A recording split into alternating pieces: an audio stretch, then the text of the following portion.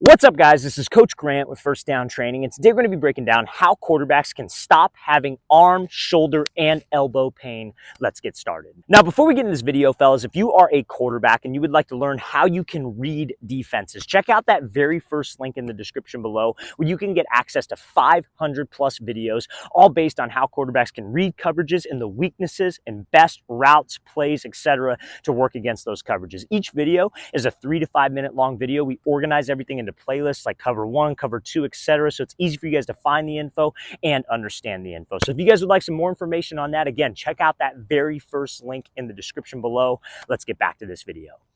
All right, fellas, so now as quarterbacks, we get all of our power and all of our force behind the ball from our legs, our hips, and our core. We are not using all of my arm when I throw. That is one of the biggest mechanical flaws that causes a lot of pain for quarterbacks because they have improper mechanics. So this first thing that we're going to talk about is the main reason why I see a lot of quarterbacks with arm pain. So it has to do with your front stride. So when we go to throw, obviously we want my hips to be able to rotate through and generate power. So when you're in a base, you want your feet to be inside of your shoulder frame, underneath you, so when you take a step to the target, you can actually rotate, and the goal is to be able to get your back hip driving through before the football and before your shoulder comes through on the throw. That takes pressure off the arm, it takes pressure on the elbow, and just makes it honestly feel a whole hell of a lot smoother. So the issue with that, how we get to that point, is when you guys are in a base, you want your feet to be under your frame, and when you take a step to the target, you want to take a short step.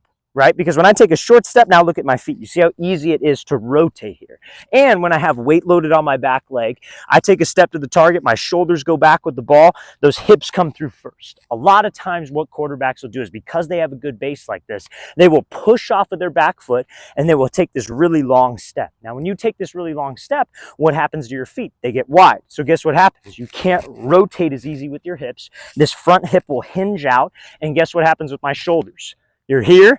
And since we're long and we're wide, the elbow and the shoulder come through before your hip do, adding pressure to that arm. And that is honestly one of the main reasons that so many quarterbacks have arm pain and have flawed mechanics, is because of that stride length. So what you can do, a couple key triggers that you can think about to limit that stride that you can try.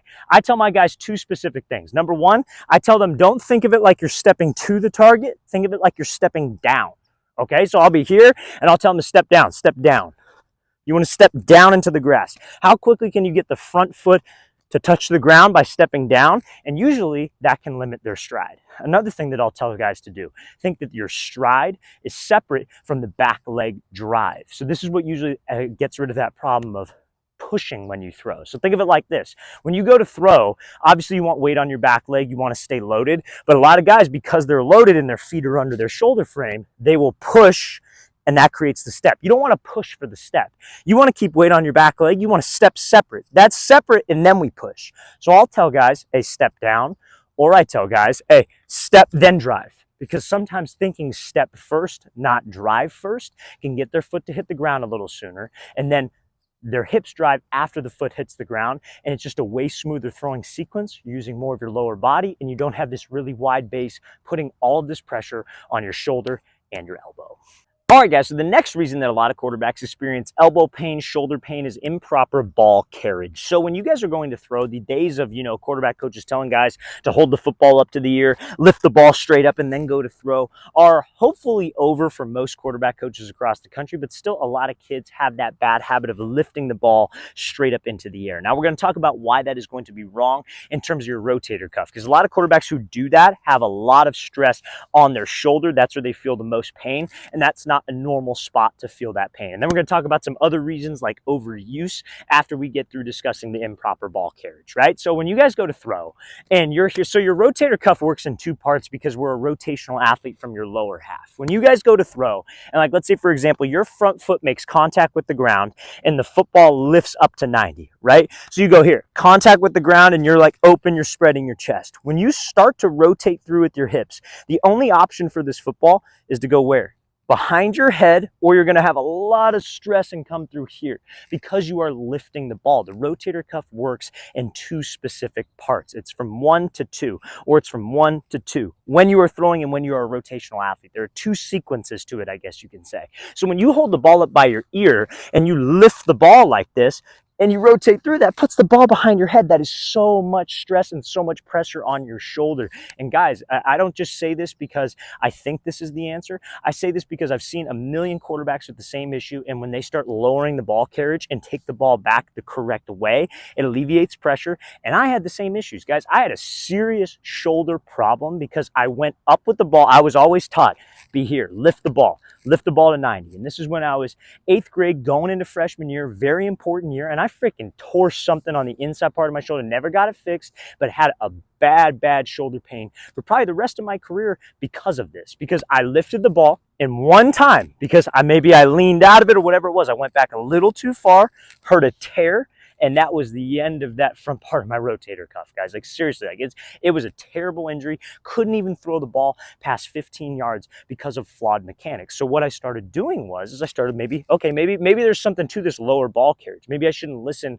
to everybody who played, 50 years ago telling us to hold the ball up here and lifting to the top, right? Because I was a very coachable guy. And like most of you are, you're probably very coachable kids. But when you hear something, you're like, okay, I'm going to go work on it. I'm going to go do it because coach said so. And you trust them. And it's not on you guys. It's on the people delivering the message of the coaching. They don't understand how that flaws your mechanics and how much pressure that can actually put on your shoulder and on your elbow. So what I recommend to you guys, because your rotator cuff works in two parts, like we said, let's hold the ball maybe a little bit lower. Hold the ball here at the middle of my chest, your right pec, maybe even like right here, whatever it is. But when you take a step with that front foot, I want to get to some kind of backstroke.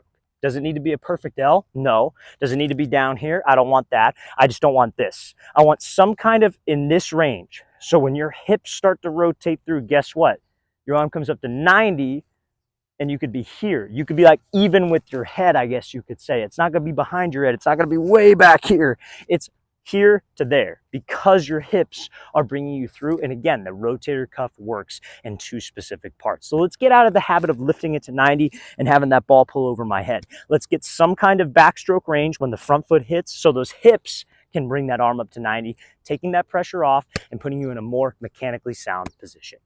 All right, guys, so the next thing that I want to talk about in regards to arm pain, shoulder pain, elbow pain is going to be overuse. So football nowadays is like a year-round sport, right? You got 7-on-7, you have spring ball, you have summer workouts, you have fall season, obviously, and you're constantly throwing as a quarterback. Like I'm talking, like think about this.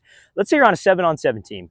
You have 5 wide receivers. You're the only quarterback on the team, and you're going routes versus air. And let's say you work 4 routes on each side twice. So you're talking 5 receivers. They're running 4 routes. That's 20 routes, times that by 2. That's 80 throws on the left side, and then 80 throws on the right side if you work both sides. Not to mention any warm-up throws, not to mention any one-on-ones that you throw, not to mention any 7-on-7 reps that you take. Guys, that's almost 200 throws, probably going to be more than 200 throws. That's a lot of stress on your arm. So you have to make sure, guys, that you are taking care of your arm. Now, I know that's basic advice. Everybody knows that. Everybody hears make sure you ice your arm, ice your shoulder, ice your elbow after every practice, even if it doesn't hurt. That's what I recommend. That's what I did, and that worked a lot for me. But you got to make sure that you warm up properly and you take care of your rotator cuff properly before a workout starts, okay? Cannot stress that enough. So what I recommend to all you guys, look up a baseball warm-up routine. Seriously, like those guys have been throwing a lot, and again, when you watch baseball pitchers throw, it's freaky what their arms do,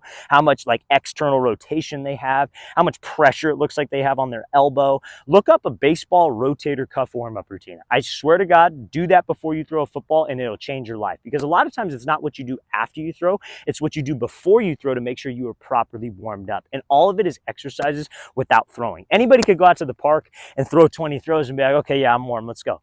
You got to do certain things that will take care of the arm, the elbow beforehand. And again, having good mechanics obviously helps with this. If we're doing 200 throws of practice, you guys have to have 200 throws of perfect mechanics. That's why we stress mechanics, because obviously it's going to make you a more accurate passer, but it takes the pressure off your arm, and we could have sustainable accuracy, velocity, and power on our throws. So you have to make sure we have good mechanics. Make sure that you have a good shoulder and rotator cuff warm-up routine, whether that's with bands, J-bands, doing flex T, doing different things for your rotator cuff.